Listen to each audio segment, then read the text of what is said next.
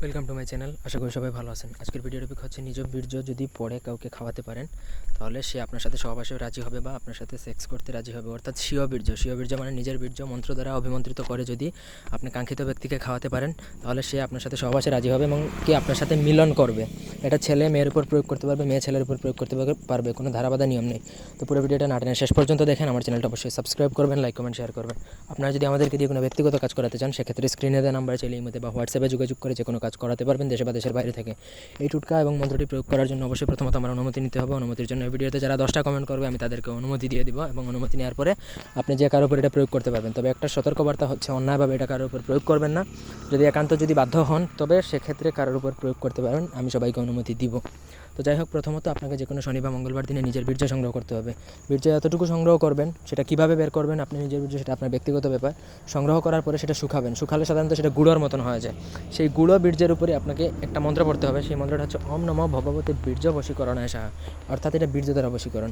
তো এই মন্ত্রটা প্রথমত 108 বার জপ করে সিদ্ধ করে নেবেন বা মুখস্থ করে নেবেন। মুখস্থ করার পরে ওই যে শুকনো বীর্য, সেই শুকনো বীর্যের উপর এই মন্ত্র একবার পড়বেন, একটা ফু দিবেন। ঠিক একইভাবে 108 বার পরে 108টা ফু দিয়ে বীর্যটা অভিমন্ত্রিত করবেন। অভিমন্ত্রিত করার পরে সেই বীর্যটা আপনি নিজের হাতে রাখেন বা কোনো কিছুতে উঠিয়ে রাখবেন, তবে মাটিতে রাখবেন না।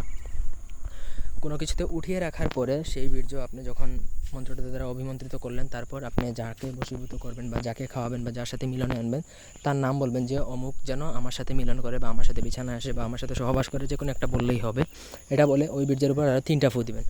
তো যখন আপনার সব কিছু করা শেষ হয়ে যাবে, তারপর সেই বীর্য 24 ঘন্টার মধ্যে যদি ওই ব্যক্তিকে যে কোনো খাবারের মাধ্যমে যদি সেই বীর্যের গুঁড়াটুকু, মন্ত্র পড়া বীর্যের গুঁড়াটুকু যদি খাইয়ে দিতে পারেন তাহলে সে তৎক্ষণাৎ বশীভূত হবে এবং 10 থেকে 15 মিনিটের মধ্যে সে আপনার সাথে মিলন করার জন্য উতলা হয়ে যাবে। যতক্ষণ পর্যন্ত আপনি তার সাথে সহবাস না করবেন ততক্ষণ পর্যন্ত সে আপনাকে ছাড়বেই না।